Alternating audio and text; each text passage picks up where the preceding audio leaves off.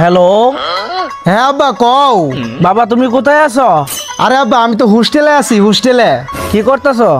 আরে আব্বা কাল সারা রাত ঘুমাইছি না গো। কেন সারা রাত ঘুমাইছো না কেন? আরে আব্বা লেয়া পড়ার যে চাপ, ঘুমাইবার সময় পাই। কাকা হ্যাঁ রুমের ভিতরে আছে, হ্যাঁ বড় একটা সারপ্রাইজ দিতে হইব। হ বাতিজা, ঠিক ঠিক ঠিক।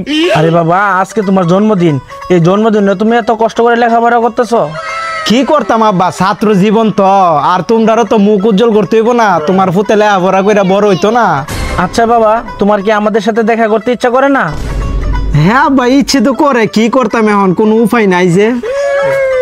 এই তো বাবা আর কয়েকটা বছরই তো, তোমার তো লেখাপড়া শেষ করে একেবারে বাড়িতে চলে আসবা।